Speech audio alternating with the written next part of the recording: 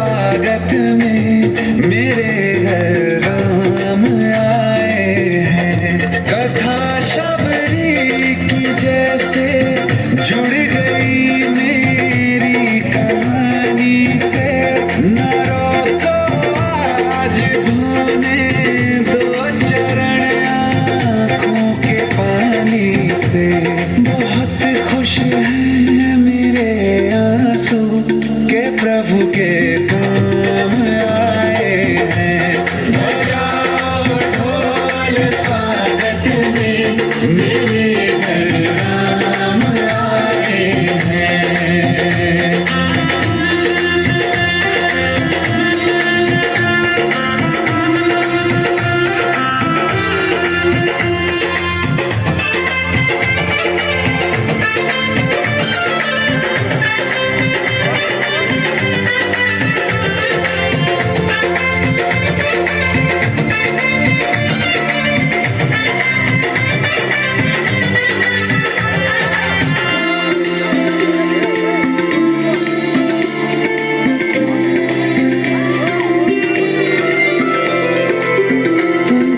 पाके क्या पाया है सृष्टि के कण कण से पूछो।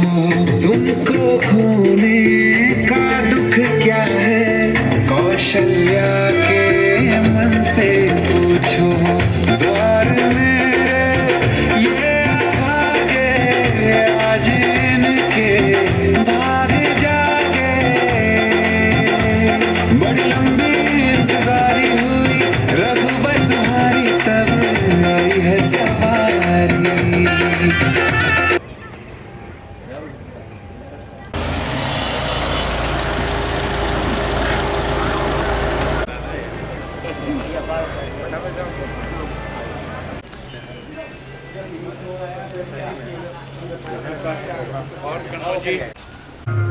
चलिएगा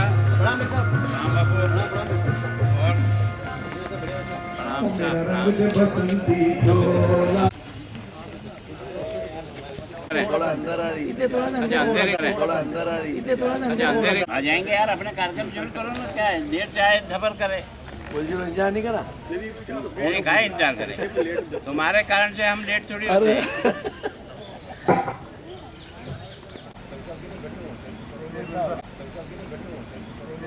जय श्री राम। जय श्री राम। जय जय श्री राम। बहुत सालों के बाद जो म्यूजिकल फाउंटेन यूआईटी से हमें नगर निगम को प्राप्त हुआ, यह पूरा पार्क दीनदयाल पार्क और म्यूजिकल फाउंटेन भी जिस समय हमारे उदयपुर शहर के विधायक थे 50 लाख रुपए की लागत इस म्यूजिकल फाउंटेन के लिए हमें स्वीकृत प्रदान की। मैं महामहिम असम के राज्यपाल जी का नगर निगम परिवार की ओर से हार्दिक स्वागत अभिनंदन करता हूँ। यहाँ अपने पास ऐसी जगह बैठने की सीढ़ियाँ बनाई है कि लोग इस स्थान का उपयोग नहीं कर पाए। बाकी जो माउंट आबू का सनसेट पॉइंट है जहाँ हजारों लोग जाते हैं, वहाँ मुश्किल से 5 मिनट 7 मिनट दिखता है। हमारे यहाँ सनसेट पॉइंट जो है वो कम से कम 15 से लेकर 35 मिनट तक दिखता है। अभी भी आप सब लोग देख रहे हैं ये थोड़ा पहाड़ी के पीछे जा रहा है। बाकी ये क्या है, जैसे जैसे अब दक्षिण के तरफ से उत्तर तरफ आएगा तो ये बिल्कुल बीच में आ जाएगा यहाँ। और जब यहाँ बीच में आ जाएगा तो आपको लंबे समय तक इन पहाड़ियों के बीच में ये आपको पॉइंट दिखाई देगा। अभी तो आपके सामने एक पहाड़ी टाइप क्या आया है, उसके कारण से आपको सनसेट पर ये वो उसके पीछे छुप रहा है। जबकि ये घूमता हुआ इधर आएगा तो यहाँ से आपको आधे घंटे तक ये सनसेट पॉइंट दिखता है।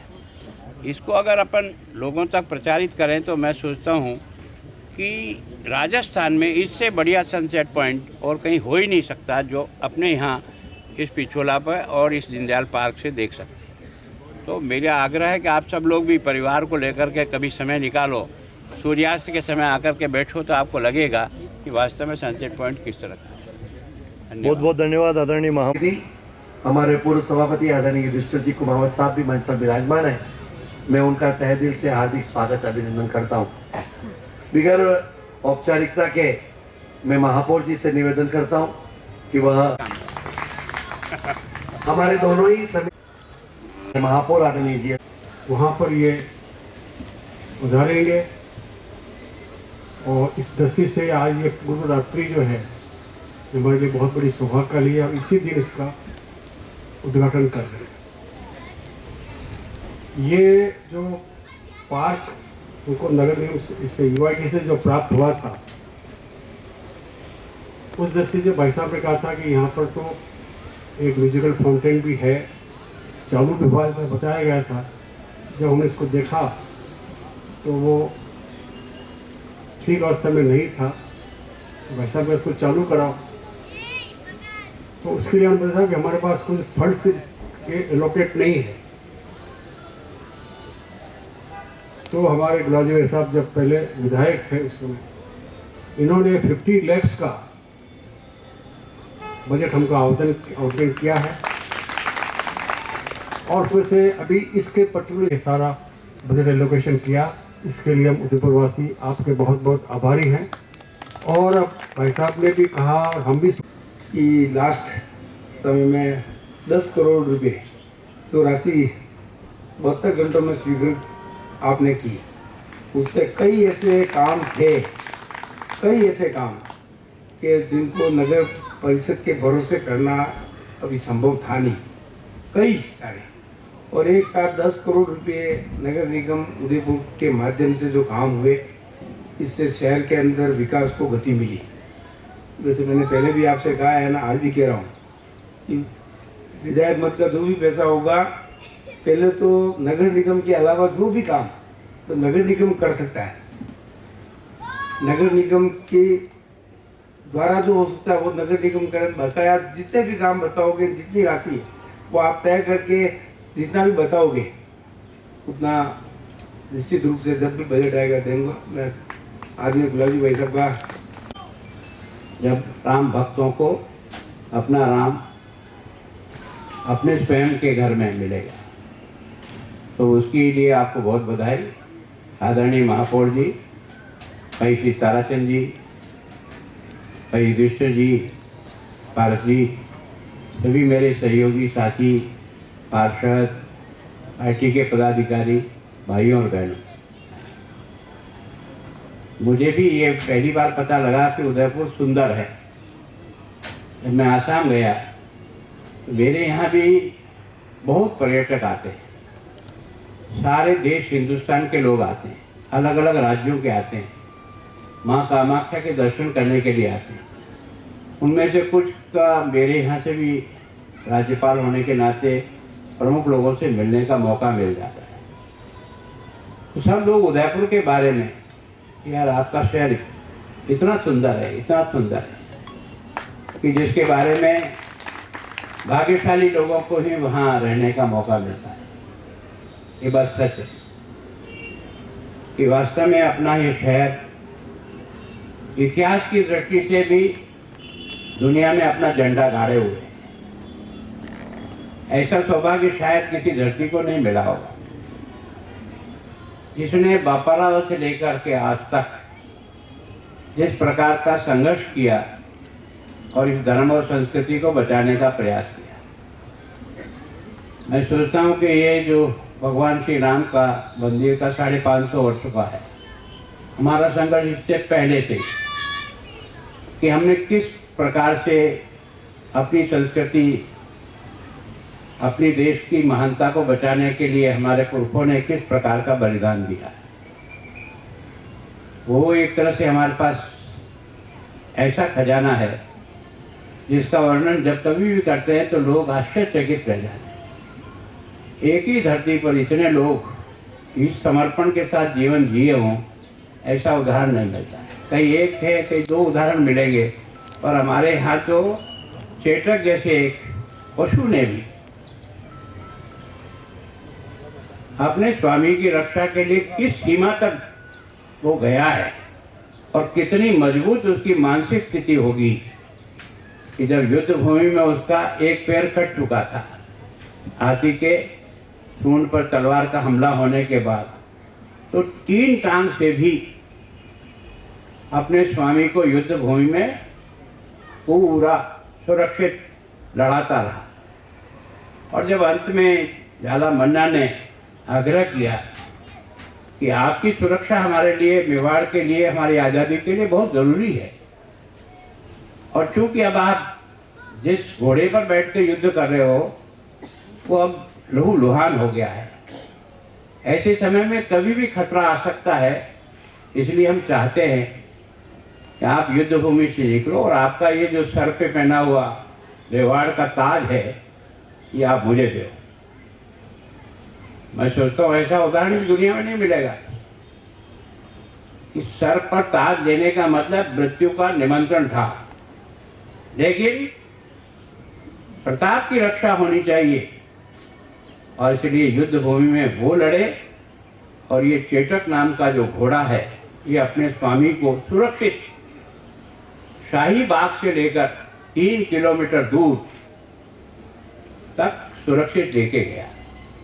और जब बीच में नाला आ गया जो उसको पार करना संभव नहीं था, उसी समय दूसरी घटना घटी कि कुछ मुगल सैनिकों ने उनका पीछा किया कि ये प्रताप तो ये जा रहा है। तो उनको देखकर शक्ति सिंह के मन में भी देशभक्ति जग गई। जो शक्ति सिंह सामने की सेना में लड़ रहा था, उसे भी अपने भाई को संकट में देखकर उसने अपना मन बदला और उसने उनका पीछा किया। चेतक ने छलांग मारी, पल्ले पार, घायल होकर नीचे गिर गया। प्रताप बिलख बिलख से रोने लगा। उसी समय उन दोनों को तो वहीं उसने अपनी तलवार से काट दिया। और जब वो प्रताप के सामने पहुंचा तो प्रताप को लगा कि तुम यहाँ भी बदलेगी वाला तू नहीं। तो वास्तव में मेवाड़ में ये प्रभु श्री श्रीनाथ जी की बड़ी कृपा है कि कब किसके दिमाग में क्या चीज़ पैदा करता है और जिसके कारण से हम विजयी हो जाते हैं। एक तरह से दोनों भाइयों का मिलन हुआ। एक पशु ने भी अपने स्वामी के लिए अंतिम दम तक किस प्रकार का परिचय दिया, दुनिया में कई उदाहरण नहीं मिले। ब्रॉडगेज खुला है, अभी तो प्रारंभ हुआ है। जिस दिन अहमदाबाद बम्बई से जुड़ जाएगा, अभी 2-1 महीने का समय और लगेगा। 2 महीने के बाद बम्बई की सारी ट्रेनें जो दिल्ली जाएगी वो वाया उदयपुर जाएगी, क्योंकि ये शॉर्ट रूट है।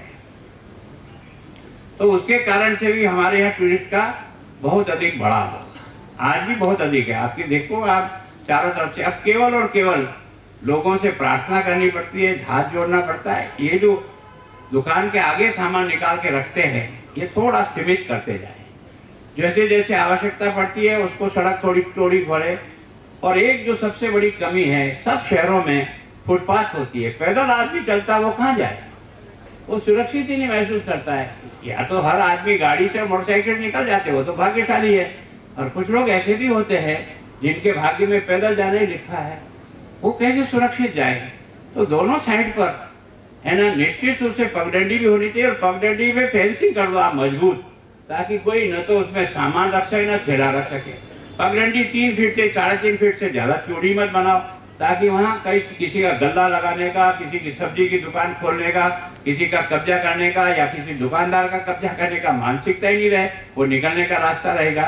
तो बहुत फ्रीली है। आप कभी कभी दिल्ली गेट पे खड़े हो जाओ, दिल्ली गेट पे जो लोग पैदल निकलते हैं वो 25 बार इधर इधर इधर इधर यूँ देखते चलते, वो मतलब वो उनको पता ही नहीं आगे क्या हो रहा है। कारण क्या है, मुझे पता ही नहीं मैं किस रास्ते से जाऊँ पैदल।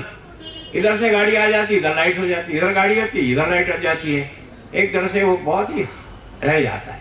तो मैं सोचता हूँ ट्रैफिक में किस तरह से चले और हमारे कितने वन वे किए जा सकते हैं साधन, और कहाँ कहाँ vehicle zone, non vehicle zone बनाया जा सकता है। व्यापार वहाँ चलता है जहाँ नो व्हीकल चलता है, ताकि पैदल जब आदमी घूमता है तो इधर भी देखता है इस दुकान में क्या है, उधर भी देखता है इस दुकान में क्या है, फिर वो कभी इधर चढ़ जाता है कभी इधर चढ़ जाता है, अपने आप सेल बढ़ जाती है।